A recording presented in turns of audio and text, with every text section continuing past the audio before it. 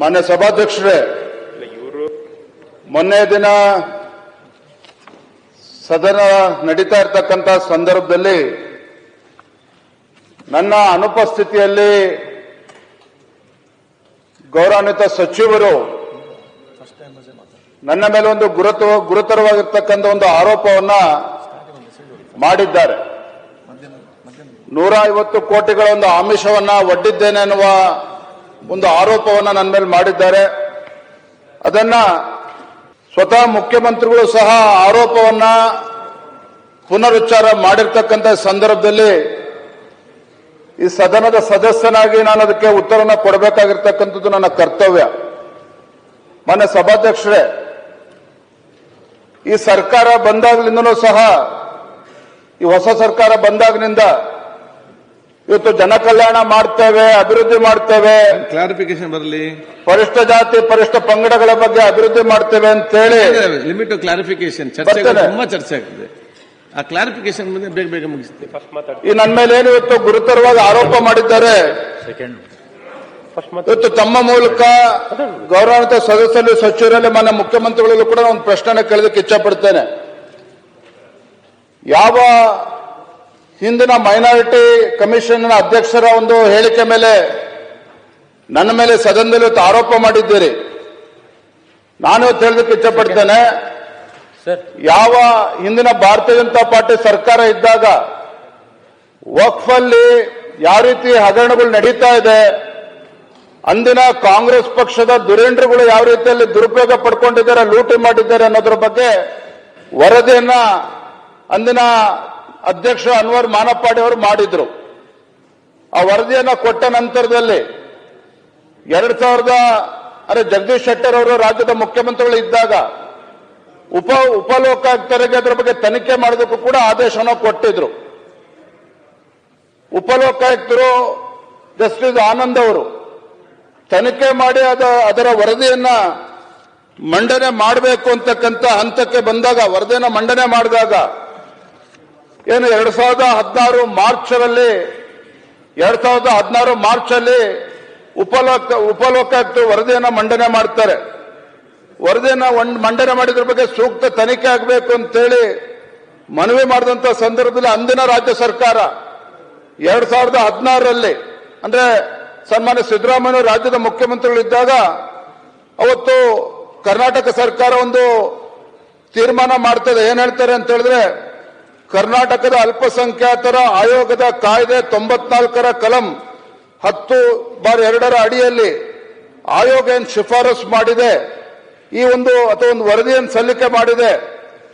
ಅಲ್ಪಸಂಖ್ಯಾತ ಆಯೋಗ ಹಿಂದಿನ ಅಧ್ಯಕ್ಷರು ಸರ್ಕಾರಕ್ಕೆ ಸಲ್ಲಿಸಿರುವ ವಿಶೇಷ ವರದಿಯ ಶಿಫಾರಸುಗಳನ್ನು ಸಚಿವ ಸಂಪುಟದ ನಿರ್ಣಯಕ್ಕಾಗಿ ಮಂಡಿಸಲಾಯಿತು. ಕರ್ನಾಟಕ ಅಲ್ಪಸಂಖ್ಯಾತರ ಆಯೋಗದ ಹಿಂದಿನ ಅಧ್ಯಕ್ಷರು ಸರ್ಕಾರಕ್ಕೆ ಸಲ್ಲಿಸಿರುವ ವಿಶೇಷ ಮನವಿಯ ಶಿಫಾರಸುಗಳನ್ನು ದಿನಾಂಕ 3/3/2016ರಂದು ನಡೆದ ಸಚಿವ ಸಂಪುಟ ತಿರಸ್ಕರಿಸಿದೆ. ಇವತ್ತು ಸಿದ್ದರಾಮಯ್ಯನವರು ಹೇಳ್ತಾರೆ, ಮುಖ್ಯಮಂತ್ರಿಗಳು ಹೇಳ್ತಾರೆ, ಏನು ನನ್ನ ಮೇಲೆ ಆರೋಪ ಬಂದಿದೆ ಅಂತೇಳಿ ಇವತ್ತು ಸಿಬಿಐ ತನಿಖೆ ಮಾಡಿಸಲಿ ಪ್ರಧಾನಮಂತ್ರಿ ಮೋದಿ ಅವರಿಗೆ ಹೇಳಿ ಎನ್ನುವ ಮಾತನ್ನ ಮುಖ್ಯಮಂತ್ರಿಗಳನ್ನೇ ಉಲ್ಲೇಖ ಮಾಡಿದ್ದಾರೆ. ಒಂದು ಸಂತೋಷ ತರ್ತಕ್ಕಂಥ ಸಂಗತಿ ಅಂತ ಹೇಳಿದ್ರೆ, ಈ ನಾಡಿನ ಗೌರವಾನ್ವಿತ ಮುಖ್ಯಮಂತ್ರಿಗಳಿಗೆ central bureau of investigation CBI ಬಗ್ಗೆ ಬಹಳ ವಿಶ್ವಾಸ ಬಂದಿರತಕ್ಕಂಥದ್ದು ತುಂಬಾ ಸಂತೋಷ ತರ್ತಕ್ಕಂಥ ವಿಚಾರ.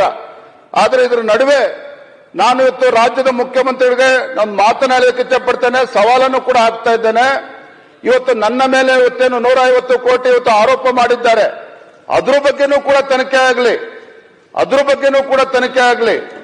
ಜೊತೆಗೆ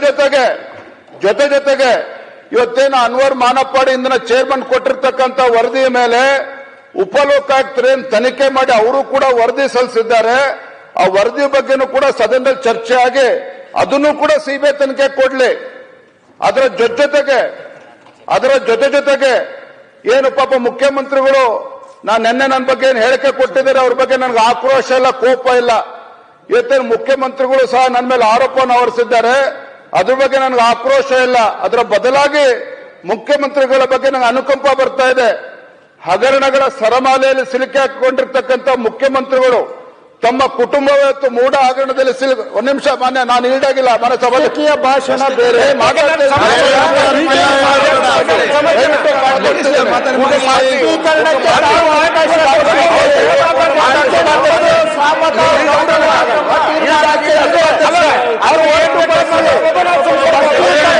ರಾಜಕೀಯ ಭಾಷಣ ಮಾಡುವುದಾದ್ರೆ ಮತ್ತೆ ಚರ್ಚೆಗೆ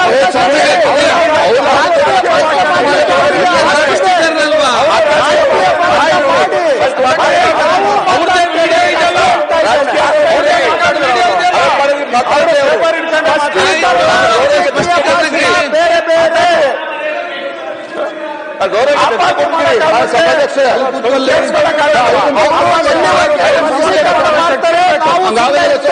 ಆರೋಪ ಮಾಡಿದ್ದಾರೆ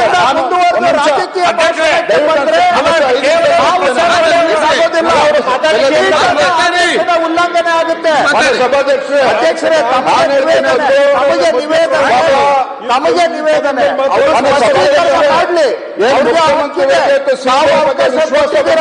ಸರ್ಕಾರ ರಾಜಕೀಯ ಭಾಷಣ ಅದನ್ನು ಕೂಡ ಸಿಬಿಐ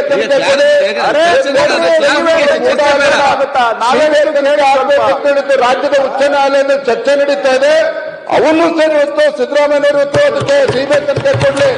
ಸ್ವತಃ ಮುಖ್ಯಮಂತ್ರಿಗಳು ಅವರಿಗೆ ಪರಮಾಧಿಕಾರ ಇದೆ. ಯಾವ ವಿಚಾರವನ್ನ ಸಿಬಿಐ ತನಿಖೆ ಕೊಡಬೇಕು ಅಂತ ಅವ್ರ ಮನಸ್ಸಿನಲ್ಲಿದೆ. ಈ ಮೂರು ವಿಚಾರವನ್ನು ಕೂಡ ಸಿಬಿಐ ತನಿಖೆ ಕೊಡ್ಲಿ. ನಾನು ಕೊನೆಗೆ ಒಂದು ಮಾತು ಹೇಳ್ತೀನಿ ಸಭಾಧ್ಯಕ್ಷೆ, ಇವತ್ತು ಯಡಿಯೂರಪ್ಪ ಅವ್ರನ್ನ ಇವತ್ತೇನು ರಾಜಕೀಯವಾಗಿ ಹತ್ತಿಕ್ಬೇಕು ಅಂತೇಳಿ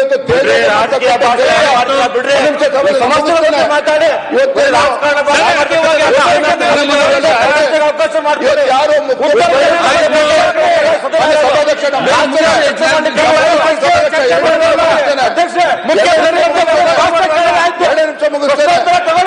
ಸಭಾಧ್ಯಕ್ಷರೇ, ಏನು ಮುಖ್ಯಮಂತ್ರಿಗಳ ವಿರುದ್ಧ ಯಾರು ಆರೋಪ ಮಾಡಿದ್ದಾರೆ ಸ್ನೇಹಮಯಿ ಕೃಷ್ಣ ಅವ್ರ ವಿರುದ್ಧ ಒಂದು ಸರ್ಕಾರ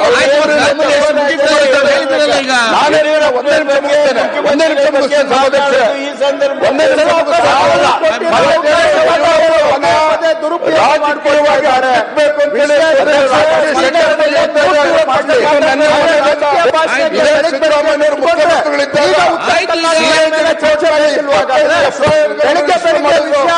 ಯಡಿಯೂರಪ್ಪರು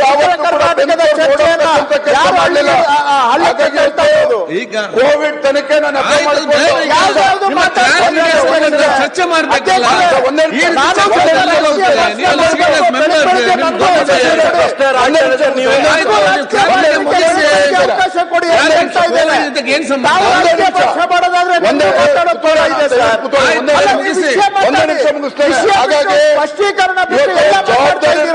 ಸಚಿವರು ಆರೋಪ ಮಾಡಿದಾಗ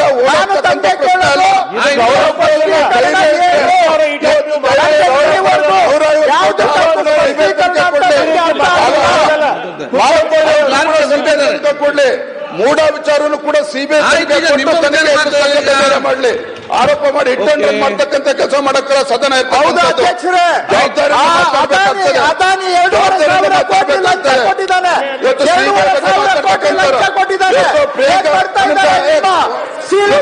ಏನ್ ಮಾಡ್ತಾ ಇದ್ದಾರೆ? ಮಾತಾಡ್ತಾರೆ. ವಾಪಸ್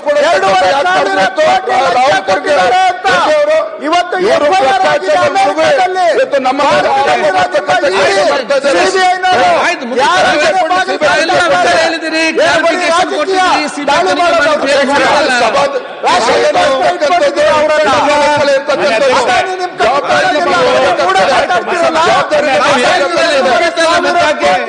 ಲಂಚ ಕೊಟ್ಟಿದ್ದಾರೆ.